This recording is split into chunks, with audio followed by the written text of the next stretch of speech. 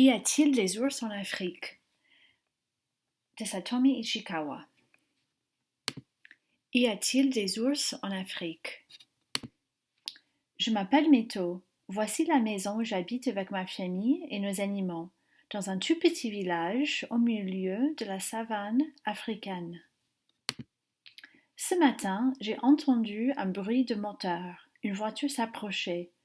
Je me suis dit, chic, nous allons avoir de la visite. C'est une famille de touristes qui est venue nous dire bonjour. Ils doivent venir de très très loin. Ils ne parlent pas notre langue. Ils ont beaucoup d'habits sur eux et ils nous regardent tout le temps dans leurs appareils photo. Il paraît que c'est pour se souvenir. Ils sont marrants. Mito, montre ta chèvre à la petite fille, dit mon père. Elle aime sûrement les animaux. C'est vrai, la petite fille a un animal, elle aussi. Il est très petit. Il a un joli nœud autour du cou, comme celui que la petite fille a dans les cheveux. C'est un animal que je n'ai jamais vu dans la savane. Ils s'en vont déjà. Je suis un peu triste de les voir partir.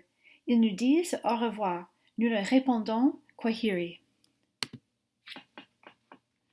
Oh, elle a oublié son petit animal. Attendez. Il faut que je rattrape la voiture. Je prends un raccourci par les marais. Kiboko me salue. Bonjour Mito. Qu'est-ce que tu as dans les bras? C'est une jolie petite bestiole. Donne-la-moi pour le goûter du petit. Pas question, je file d'ici en vitesse. Un peu plus loin, Simba et sa famille font la sieste. J'essaie de ne pas faire de bruit. Tiens, je sens une odeur bizarre. Qu'est-ce que c'est que ça? Il y a un nouvel animal dans mon royaume. Et on ne m'a pas prévenu. Je n'ai pas le temps de donner d'explications. La voiture est déjà loin. Bonjour Timbo. Toi qui as de grandes oreilles, dis-moi, tu n'entends pas une voiture? Si, Mito, mais j'entends surtout une petite fille qui pleure très fort. Ça vient de ce côté-ci. Il faut que je lui rapporte son petit animal. Bizarre cet animal, dit Timbo. Je ne l'ai jamais vu chez nous.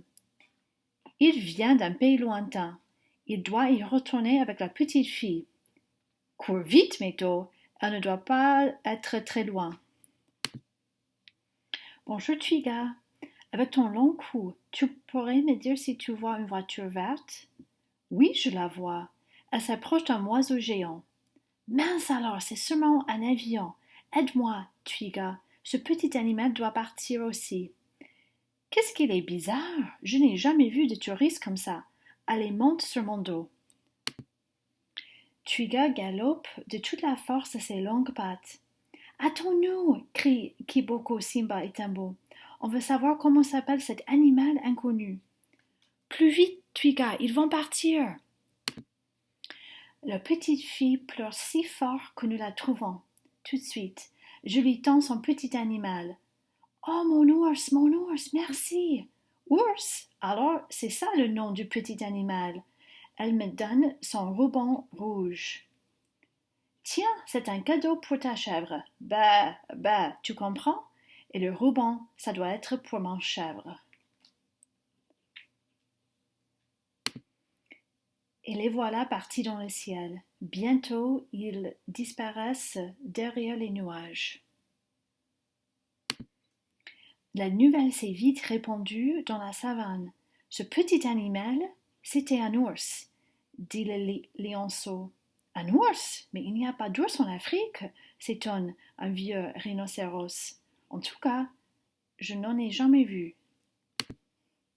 Il était là, je te le jure, répond le lionceau. Mais il a dû repartir dans son pays lointain. C'était peut-être le premier ours en Afrique. Quel événement! Ma chèvre est très contente d'avoir un ruban. Je lui ai dit que le petit ours avait le même, et je pense souvent à eux.